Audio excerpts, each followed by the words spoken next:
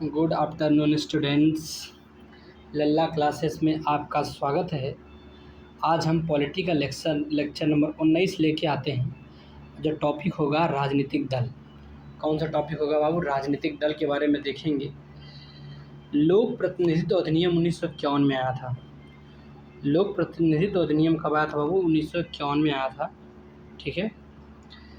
राजनीतिक दलों के पंजीकरण का प्रावधान करता है। ये क्या है बाबू कि लोक प्रतिनिधित्व अधिनियम कब आएगा? 1951 में, जो राजनीतिक दलों के पंजीकरण का प्रावधान करता है। ठीक है। दूसरी बातें क्या कह रही है कि निर्वाचक प्रतीक आदेश, एक निर्वाचक प्रतीक आदेश आया था। निर्वाचक प्रतीक आदेश 1968 के अधीन राष्ट्रीय दल हेतु शर्तें हैं। अब राष्ट्रीय दल के लिए क्या शर्तें हैं उनके बारे में देखना। 1968 में ऐसी चीज़ें आई थी कि राष्ट्रीय दल बनने के लिए क्या क्या शर्तें रखी गई हैं, उसको जानना पड़ेगा। लोकसभा चुनाव में 4 या अधिक राज्यों में वैध मतों का 6% प्राप्त वोट प्लस कम से कम 4 लोकसभा सीटें प्राप्त हो। कहने का मतलब है कि आप जो है लोकसभा चुनाव में 4 सीट जीत जाइए। कितना सीट जीत जाइए बाबू? 4। या अधिक राज्यों में वैध मतों का 6% प्राप्त, मतलब कि 6% वोट पा जाओ और प्लस 4 सीटें जीत जाओ, तब आप जो है राष्ट्रीय दल कहे जाओगे। सीधे सीधे कह रहा है कि लोकसभा चुनाव में 4 या अधिक राज्यों में वैध मतों का 6%, जितना वोट वैध है उसका 6% पा गए और कम से कम 4 लोकसभा में सीटें प्राप्त हो गई आपको, तो आप राष्ट्रीय दल बन गए। आगे क्या बातें कही गई है देखते हैं उसके बारे में। दूसरी बातें कह रही, लोकसभा चुनाव में कुल सदस्य संख्या 543 है का 2% सीटें प्राप्त हो। मतलब कि जितना सीटें आपके पास है, 543 सीटें यदि है पे चुनाव, लोकसभा का चुनाव हो रहा है, उसका यदि आप 2% सीट प्राप्त हो जाए तथा ये सीटें कम से कम 3 राज्यों से हों ना, 2% सीटें प्राप्त हो, कम से कम 3 राज्यों में आप 2% सीटें पा जाते हो, तो आप राष्ट्रीय दल बन जाएंगे। ठीक है। आगे क्या कह रहा है, उस दल को कम से कम 4 राज्यों में राज्य स्तरीय दल की मान्यता प्राप्त हो। और जो दल होगा ना, उस दल को कम से कम 4 राज्यों में राज्य स्तरीय दल की मान्यता प्राप्त हो। मतलब कि यदि कोई दल 4 राज्य में राज्य स्तर पे दल की मान्यता यदि प्राप्त होगा तो राष्ट्रीय दल बनाया जाएगा। जैसे बीजेपी, जैसे बसपा ले लो, बसपा मान लो यूपी में ले लो, बिहार में ले लो, और किसी 2 राज्य और नाम ले लो, मतलब 4 जगह पे यदि उसको राज्य स्तरीय दल की प्राप्ति है बसपा को, तो राष्ट्रीय दल कहा जाएगा। ठीक है। आगे हम देखेंगे क्षेत्रीय दल हेतु शर्तें क्या। अब तो राष्ट्रीय दल की शर्तें हो गई, अब क्षेत्रीय दल के लिए क्या शर्तें कही गई हैं। अब क्षेत्रीय दल कैसे बनेगा ना, विधानसभा चुनाव में वैध मतों का न्यूनतम 6% वोट प्लस न्यूनतम 2 सीट। अच्छा, क्षेत्रीय दल कैसे बनाओगे आप? विधानसभा का चुनाव हुआ एमएलए वाला, तो 6% आप उसमें वोट पा जाओ और प्लस 2 सीट, कम से कम 2 सीट पा जाओ, तब तो आपका जो है क्षेत्रीय दल पार्टी कैसी है? क्षेत्रीय दल की पार्टी हो जाएगी। आगे, लोकसभा के चुनाव में वैध मतों का न्यूनतम 6% मत। ठीक है। और न्यूनतम 1 सीट। अच्छा, लोकसभा के चुनाव में आप कम से कम 6% सीट पा जाते हैं और 1 सीट लोकसभा से पा जाते हैं, तो आपको राष्ट्रीय पार्टी मतलब क्या बोलते हैं, क्षेत्रीय पार्टी का दर्जा दिया जाएगा। कौन सा? क्षेत्रीय पार्टी का दर्जा दिया जाएगा। ठीक है। आगे क्या बातें कही गई है कि विधानसभा की न्यूनतम 3% सीट आप पा जाओ, अथवा न्यूनतम 3 सीट जो भी ज़्यादा हो। मतलब विधानसभा में जितना सीट है उसका न्यूनतम 3% सीट पा जाओ और कम से कम 3 सीट जो भी ज़्यादा मिल जाए, तो आपको क्षेत्रीय दल की पार्टी बोली जाएगी। लोकसभा या विधानसभा के चुनाव में वैध मतों का 8% वोट प्राप्त हो।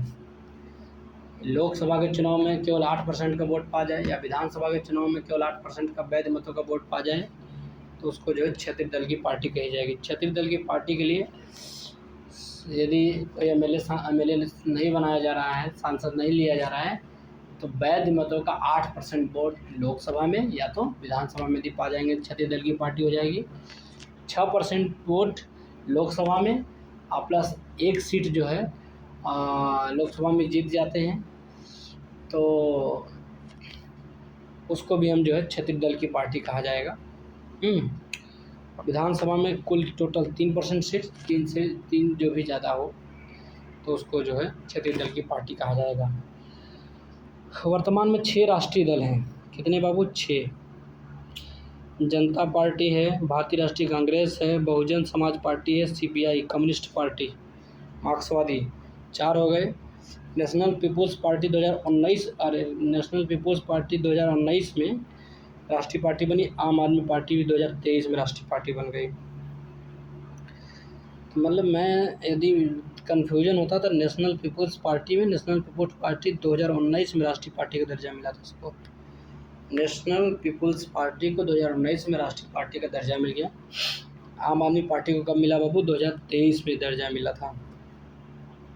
नोट में क्या बातें कही गई है थोड़ी सी ध्यान से देखना है। कहा गया है सीपीआई एनसीपी तृणमूल कांग्रेस का राष्ट्रीय दर्जा वापस लिया गया। सीपीआई का राष्ट्रीय दर्जा वापस ले लिया गया, एनसीपी का राष्ट्रीय दर्जा वापस ले लिया, तृणमूल कांग्रेस का राष्ट्रीय दर्जा वापस ले लिया गया। क्यों भैया? अब सीपीआई झंड क्लास चला गया है, एनसीपी तृणमूल कांग्रेस इन लोग का जो है क्लासेस नीचे गिर रहे हैं, किस नीचे श्रेणी में आए गए, तो इसको राष्ट्रीय पार्टी का दर्जा वापस ले लिया गया। इंडिपेंडेंट लेबर पार्टी का संस्थापक कौन था? BR अम्बेडकर जी थे 1936 में। इंडिपेंडेंट लेबर पार्टी का संस्थापक कौन था बाबू? तो BR अम्बेडकर जी थे। कौन था? BR अम्बेडकर, जो कि इंडिपेंडेंट लेबर पार्टी के संस्थापक थे। All India schedule caste federation की स्थापना BR अम्बेडकर नहीं करेंगे, 80 के बारे में ज़्यादा सोचना है। All India schedule caste federation की स्थापना BR अम्बेडकर जी ने। सीपीआई पार्टी आती है 1925 में। कब आती है बाबू? 1925। सीपीआई पार्टी कब आती है? 1925 में। CPI-M जो पार्टी आती है ये 1964 में आती है, तो बहुत दिन बाद आती है। छिल्ला जोड़ करके हम लगा सकते थे। सीपीआई पार्टी तो 1925 में ही आ गई थी। CPI-M पार्टी की जब बात करें 1964 में, AIDMK ऑल इंडिया अन्ना द्रविड़ मुन्नेत्र कड़गम ये पार्टी का नाम है, ये 1972 में आई थी। कब आई थी बाबू? तो 1972 में आई थी। ऑल इंडिया अन्ना द्रविड़ मुन्नेत्र कड़गम ये कब आई थी? 1972 में AIDMK पार्टी आई थी। तेलुगु देशम पार्टी 1982 में। ठीक है, AIDMK के 10 साल बाद तेलुगु देशम पार्टी आती है। तेलुगु देशम पार्टी आती है 1982 में, 1982। तेलुगु में बयान देना हो ना, 1982 में। भारतीय राष्ट्रीय कांग्रेस की स्थापना तो 1985 में ही हो गई थी। भारतीय राष्ट्रीय कांग्रेस की स्थापना 1885 से ही हो गया था। और भारतीय जनसंघ आया था 1951 में। हाँ, पूछा जाएगा कि भारतीय जनसंघ पार्टी का कब अवतरित होती है, तो 1951 में ही हो गई थी। हमारा तो कोई नाम निशान भी नहीं था कि हम कहाँ थे। समाजवादी पार्टी 1992। समाजवादी पार्टी की स्थापना वर्ष है 1992। क्या हुआ? 1992। समाजवादी पार्टी आता है 1992 में। अब बहुजन समाज पार्टी 1984 में। तो मायावती जी पहले से हैं, समाजवादी पार्टी बाद में आता है। 1984 में बहुजन समाजवादी पार्टी आ गया था, 1992 में समाजवादी पार्टी आया था। समाजवादी पार्टी बाद में आई, बहुजन समाजवादी पार्टी 1984 में ही आ गई थी।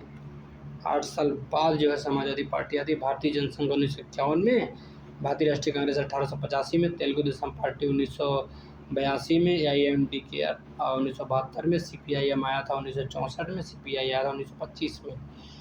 आगे देखते हैं हम। कह रहा ट्रेड यूनियन और राष्ट्रीय दल से संबंधित है, तो कह रहा भारतीय मजदूर संघ BJP से संबंधित है। अब क्या है, BJP वालों का एक फंडा है कि भारतीय मजदूर संघ नाम लेंगे कि मजदूर आ जाएंगे पूरा उनके पास। मजदूर संघ BJP। Indian national trade Union Congress INTC, ये तो कांग्रेस से रहेगी। इंटक जो होगी ये भारतीय राष्ट्रीय कांग्रेस से संबंधित है, INTUC. United Trade Union Congress, UTUC, United Trade Union Congress, UTUC, revolutionary अर्थात socialist party. United Trade Union Congress, United की बात होगी, ट्रेड यूनियन और कांग्रेस, ये सब जो है तुम्हारा रिवॉल्यूशनरी सोशलिस्ट पार्टी से संबंधित होती है। All India Trade Union Congress क्या है बाबू? All India Trade Union Congress, AITUC ना, All India Trade Union Congress, ये कम्युनिस्ट पार्टी CPI से संबंधित है। और CPI कब आई थी? 1925 में आ गई थी, सोचो।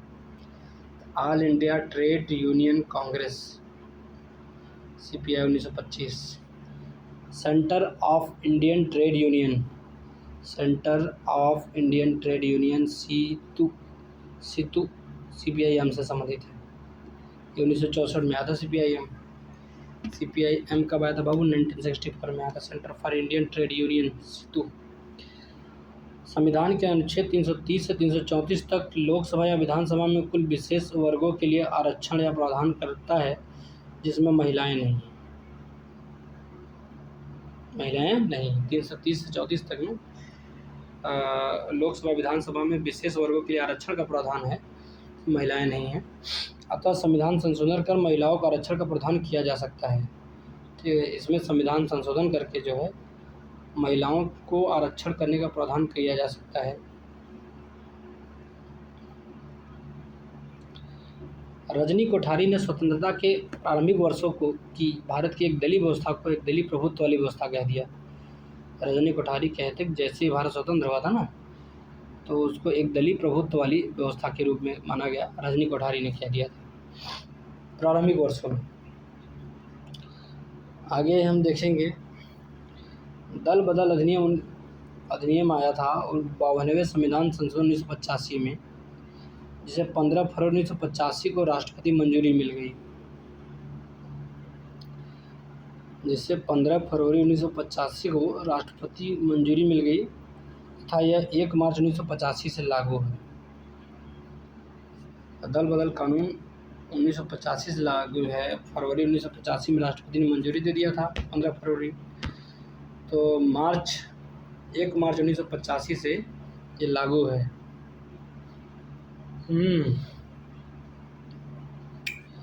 इसके द्वारा पहली बार राष्ट्रीय दलों को संवैधानिक मान्यता प्रदान की गई। तो राष्ट्रीय दलों को पहली बार संवैधानिक मान्यता प्रदान करी गई थी, ठीक है, दल बदल कानून के द्वारा। दल बदल अधिनियम 1985 के अनुसार विधान दल के कम से कम 2/3 सदस्य एक राष्ट्रीय दल से दूसरे राष्ट्रीय दल में विलय कर लें तो यह वैध माना जाएगा। यह कहा गया कि विधानसभा का जो विधानसभा है, कम से कम 2/3 सदस्य 66 लोग 100 में से एक राष्ट्रीय दल से दूसरे राष्ट्रीय दल में विलय कर लेते हैं तो यह वैध माना जाएगा। कहा कि ठीक है, कोई दिक्कत नहीं। आगे हम देखते हैं।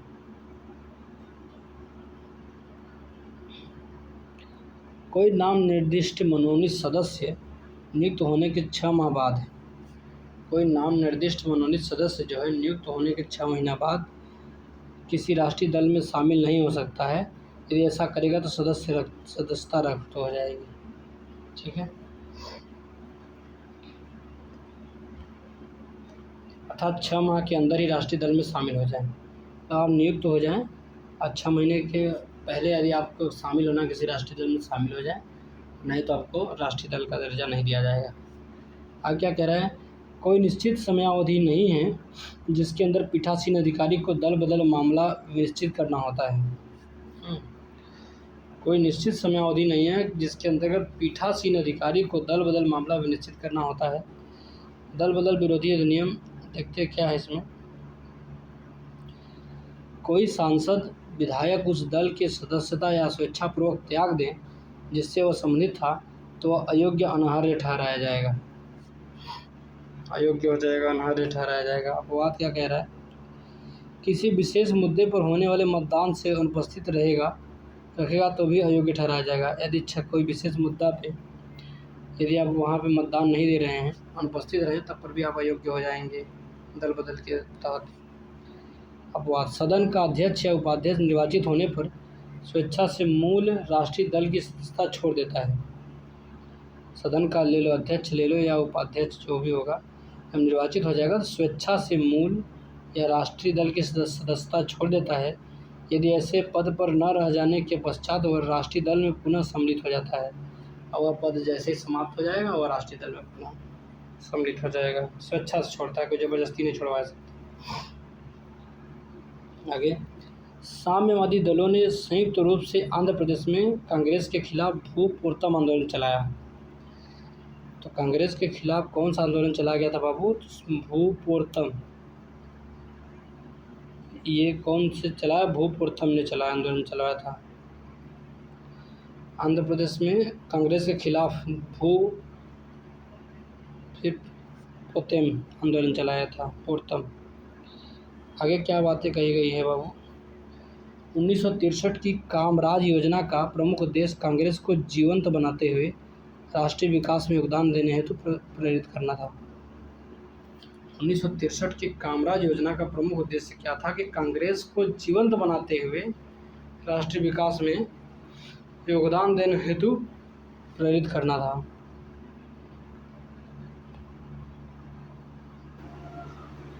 देखो, अब हम दो बातें कहना भूल गए थे, अभी हम कह देना चाहते हैं कि जीवन में हमेशा वैल्यूएबल बनो, अवेलेबल कभी मत बनना, नहीं तो केवल इस्तेमाल किए जाओगे। ठीक है, इतनी बात रखना कि अपनी वैल्यू रखना, सबके लिए अवेलेबल नहीं होना, नहीं तो सब लोग इस्तेमाल करके आपको छोड़ देंगे। आगे हम देखेंगे चुनावी बॉन्ड योजना। ये चुनावी बॉन्ड योजना होता क्या है, इसके बारे में हमें देखना है।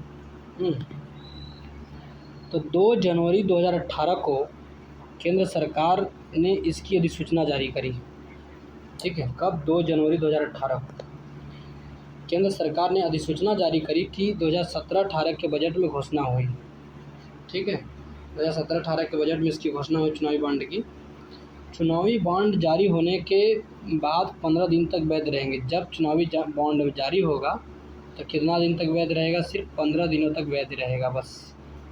यदि किसी ने चुनावी बॉन्ड जारी कर दिया तो कितने दिन के लिए वैध रहेगा बाबू? सिर्फ 15 दिन के लिए वैध रहेंगे। ठीक है, चुनावी बॉन्ड के माध्यम से वही राष्ट्रीय दल चंदा ले सकते हैं जो राष्ट्रीय दल पंजीकृत हों।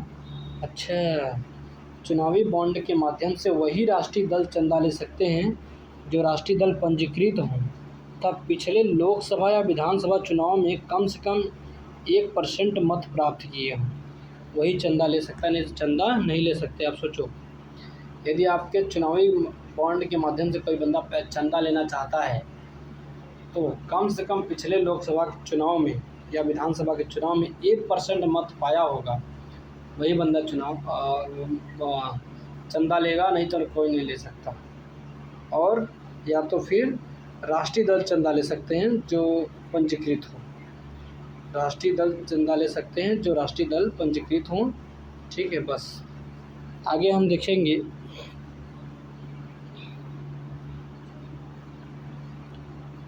संविधान संशोधन के बारे में देखेंगे। ठीक है, तो अनुच्छेद 368 के अनुसार संसद संविधान के किसी भी भाग में संशोधन कर सकती है। संविधान के किसी भाग में संशोधन कर सकती है, बशर्ते आधारभूत ढांचे को छोड़ करके। ठीक है, संविधान में संशोधन की प्रक्रिया दक्षिण अफ्रीका के संविधान से ली गई थी। ठीक है, आगे चलते हैं। किसी ऐसे संशोधन जिस पर विशेष बहुमत के साथ आधे राज्यों का अनुसमर्थन चाहिए तो राज्य विधानसभा के पास निम्न विकल्प हैं। अच्छा, किसी ऐसे संशोधन जिस पर विशेष बहुमत के साथ, विशेष बहुमत तो चाहिए लेकिन प्लस आधे राज्यों का अनुसमर्थन भी चाहिए, तो राज्य का विधानसभा के पास निम्नलिखित विकल्प हैं। अब क्या विकल्प बताए गए? विधानसभा संकल्प पारित कर दें, विधानसभा संकल्प अस्वीकृत कर दे, या ऐसे संकल्प में कोई संशोधन नहीं किया जा सकता। ऐसे संकल्प में कोई संशोधन नहीं किया जा सकता। 3 बातें विधानसभा के पास पावर है, या तो पारित कर दे, या तो अस्वीकृत कर दे, या तो कोई कह दे कि कोई संशोधन नहीं किया जा सकता। आगे क्या बातें कही गई है बाबू? संविधान में संशोधन 3 प्रकार से संभव है अनुच्छेद 368 में, ठीक है, भाग 20 है। साधारण बहुमत से संसद द्वारा किए गए संशोधन अनुच्छेद 368 के अंतर्गत नहीं आते। साधारण बहुमत से संसद द्वारा किए गए संशोधन अनुच्छेद 368 के अंतर्गत नहीं आते, ध्यान देना।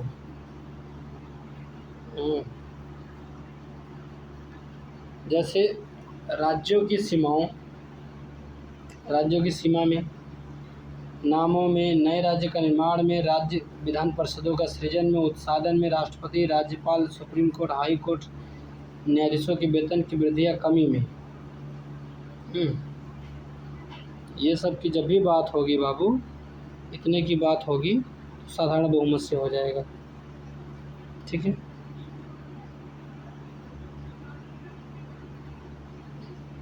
आगे विशेष बहुमत की बात देखेंगे तो अनुच्छेद 368 क्लास 2 में है। विशेष बहुमत अनुच्छेद 368 क्लास 2 में आएगा। विशेष बहुमत तथा आधे राज्यों के अनुमोदन से क्या सिस्टम है देखते हैं। अनुच्छेद 368 क्लास 2 के अंतर्गत आते हैं विशेष बहुमत प्लस आधे राज्य के अनुमोदन से। राष्ट्रपति की निर्वाचन प्रक्रिया संघ और राज्यों की कार्यपालिका शक्ति का विस्तार, सुप्रीम कोर्ट या हाई कोर्ट संबंधी प्रावधान, संसद में राज्यों का प्रतिनिधित्व, संविधान संशोधन की संसद की शक्ति, संघ राज्य के मध्य विधायी शक्ति, जीएसटी प्रावधान, ये सब आ गए। तो विशेष बहुमत था, आधे राज्यों के अनुमोदन भी चाहिए। राष्ट्रपति निर्वाचन प्रक्रिया हो गया, ठीक है। तब संघ तथा राज्यों की कार्यपालिका शक्ति का विस्तार करना है, संघ तथा राज्यों की कार्यपालिका शक्ति का विस्तार करना है, तब विशेष बहुमत प्लस आधे राज्यों का अनुमोदन होना चाहिए। आगे सुप्रीम कोर्ट या हाई कोर्ट संबंधी प्रावधान होना है, तब पर भी विशेष बहुमत प्लस आधे राज्यों का अनुमोदन करना है। फिर आगे क्या है, संविधान संशोधन की संसद की जो शक्ति है तो वो अभी जो है मतलब कि विशेष बहुमत प्लस आधे राज्यों का अनुमोदन, और संघ राज्य के मध्य विधायी शक्ति या जीएसटी का प्रावधान करना है तो विशेष बहुमत प्लस आधे राज्य का अनुमोदन चाहिए। संविधान संशोधन विधेयक प्रस्तुत करने के लिए राष्ट्रपति की पूर्व अनुमति की आवश्यकता नहीं।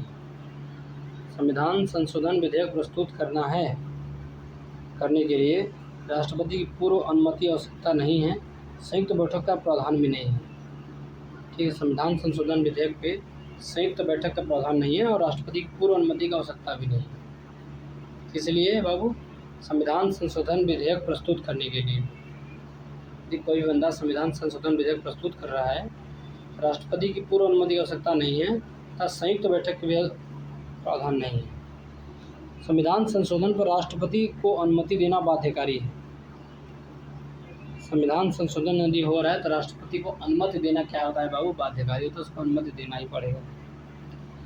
वह न तो अपने पास रोक सकता है और न ही पुनर्विचार के लिए वापस भेज सकता है, अर्थात निषेधाधिकार वीटो का प्रयोग नहीं कर सकता, ठीक है। इस बात को हम थोड़ा फिर से देखते हैं। कहने का मतलब है संविधान संशोधन पर राष्ट्रपति को अनुमति देना बाध्यकारी है, ठीक है, और वह न तो अपने पास रोक सकता है, राष्ट्रपति न तो अपने पास रोक सकता है संविधान संशोधन को और न ही पुनर्विचार के लिए वापस भेज सकता है, अर्थात जो वीटो का प्रयोग भी नहीं कर सकता है। 24वें संविधान संशोधन में दिया है। संविधान संशोधन पर जब भी बात करेगा अनुच्छेद 368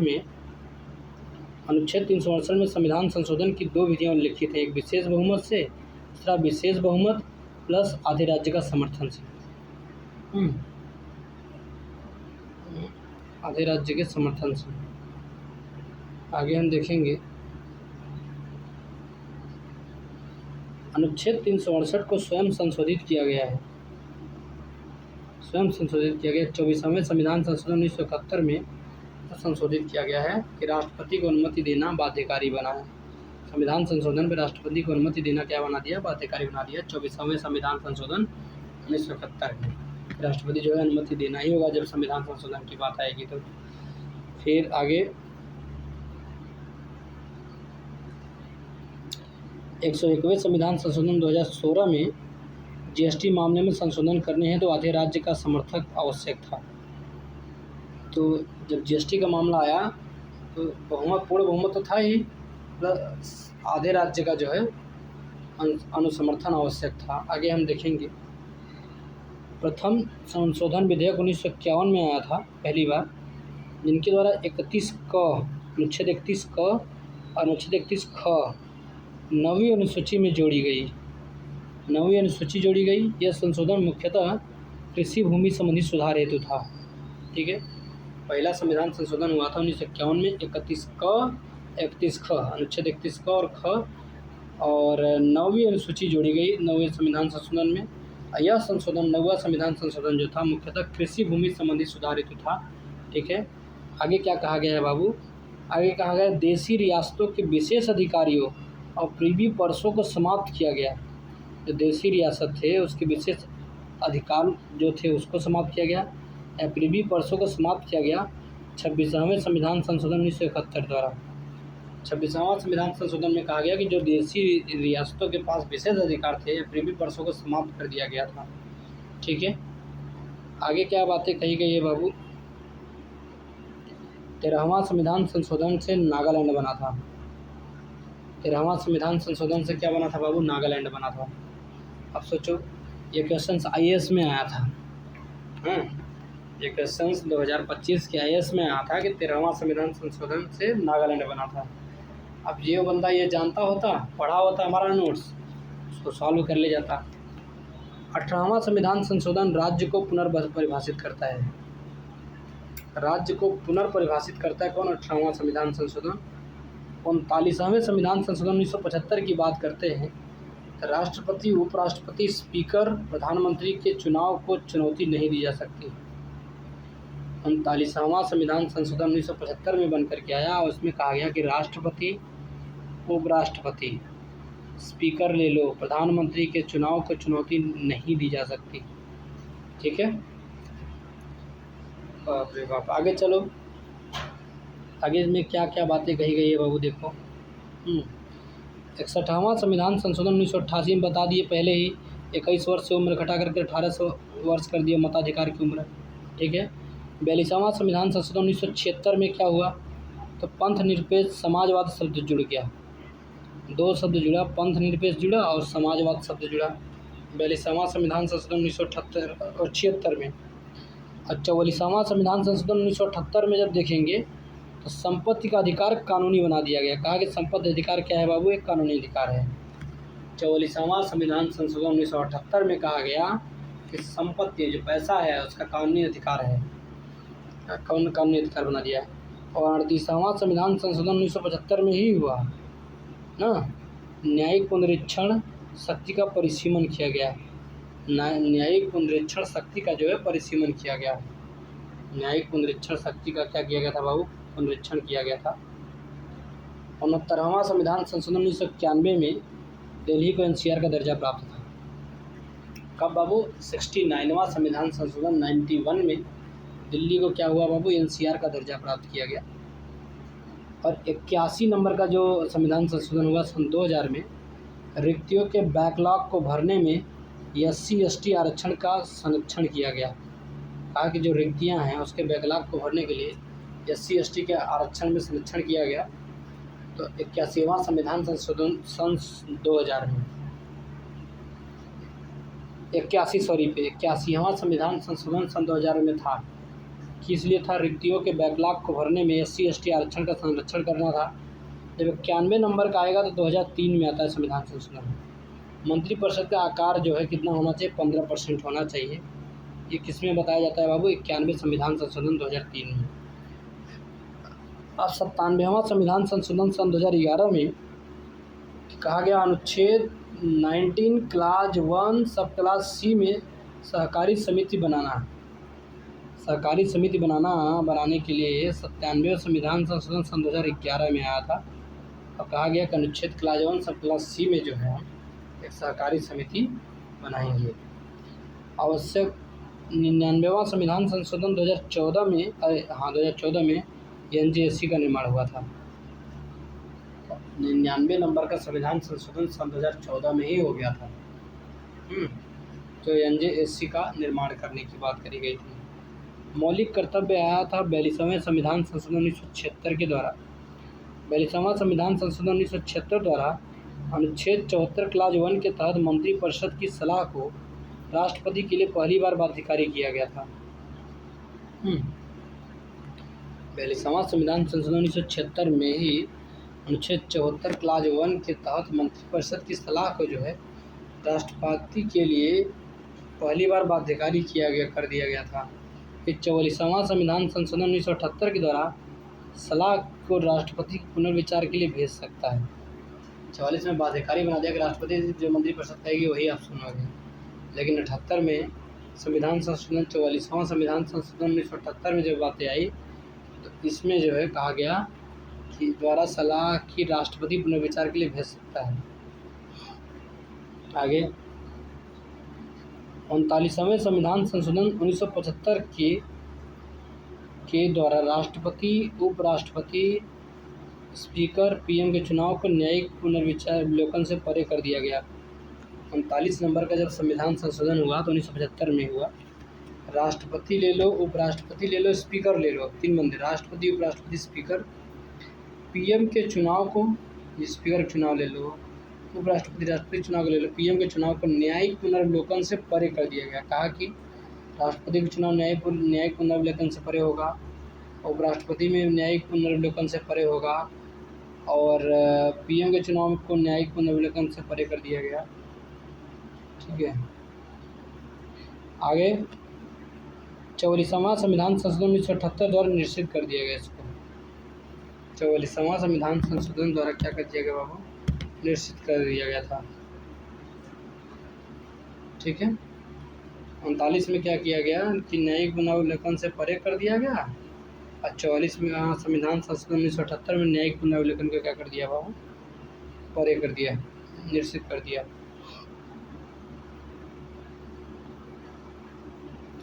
भारतीय संविधान के प्राधिकृत हिंदी पाठ को 98वें संविधान संशोधन 1987 के द्वारा प्रकाशित करने के लिए अधिकृत किया गया था। 98वां जब 58वां संविधान संशोधन था 1987 ना, उसी समय जो है भारतीय संविधान के प्राधिकृत हिंदी पाठ को 98वें संविधान संशोधन 1987 द्वारा प्रकाशित करने के लिए अधिकृत किया गया था। अब 79वें संविधान संशोधन होता है 1999 और 104 में।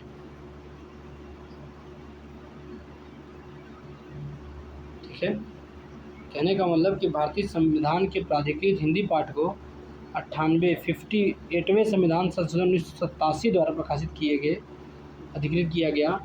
फिर 79 नंबर का जो संविधान संशोधन होगा बाबू 1999 में होगा। कब होगा, 1999 में, 79 नंबर का। और 104वां संविधान संशोधन सन 2019 में होगा। का संबंध जो है लोकसभा विधानसभा में SC/ST आरक्षण से संबंधित है। SC/ST आरक्षण संबंधित है। 79वें संविधान संशोधन 1978 और 104वां संविधान संशोधन 2019। ठीक है, 86वें संविधान संशोधन सन 2002 द्वारा प्रस्तावित शिक्षा का अधिकार 1 अप्रैल 2010 से लागू किया गया। ठीक है, शिक्षा का अधिकार 1 अप्रैल 2010 से लागू किया गया था बाबू। 89वें संविधान संशोधन सन 2003 के द्वारा SC/ST के लिए 2 अलग अलग आयोग बनाए गए। SC/ST के लिए 2 अलग अलग आयोग का बनाया गया। 79 नंबर के संविधान संशोधन द्वारा SC/ST के 2 अलग कानून बनाए गए। संविधान संशोधन 89 नंबर का कौन सा का है, तो 89 नंबर का जो संविधान संशोधन है सन 2003 में आता है। अनुच्छेद 338 में SC आयोग है, 338 का में ST आयोग है। 93वें संविधान 93वें संविधान संशोधन 2005 द्वारा OBC को 27% आरक्षण शिक्षण संस्थाओं में प्रवेश हेतु दिया गया। इसके साथ ही अनुच्छेद 15(5) में जोड़ा गया। कहने का मतलब कि जब 93 नंबर का संविधान संशोधन हो रहा था 2005 में, तब जाकर ओबीसी को 27% आरक्षण मिला, संस्थाओं में प्रवेश दिया गया। इसके साथ ही अनुच्छेद 15 क्लॉज 5 के साथ जुड़ा। ठीक है, आगे क्या कह रहा है, 97वां संविधान संशोधन सन 2001 में। ठीक है, सहकारी समिति का प्रावधान जोड़ा गया था। अनुच्छेद 39 क्लास सी की बात कर रहे हैं। ठीक है, 97वां संविधान संशोधन सन 2000 द्वारा सहकारी समिति का प्रावधान है, और अनुच्छेद 19 क्लाज 1 सब क्लास सी द्वारा सहकारी समितियाँ हैं। 19 क्लाज 1 सब क्लास सी द्वारा सहकारी समितियाँ हैं। अनुच्छेद 43 बी सहकारी समितियाँ हैं, और भाग 9 बी संवर्धन की बात होती है। ठीक है, आगे हम इस लेक्चर को यहीं पे समाप्त करते हैं, और लाइक करिए, सब्सक्राइब करिए, कमेंट करिए। Thank you, best of luck.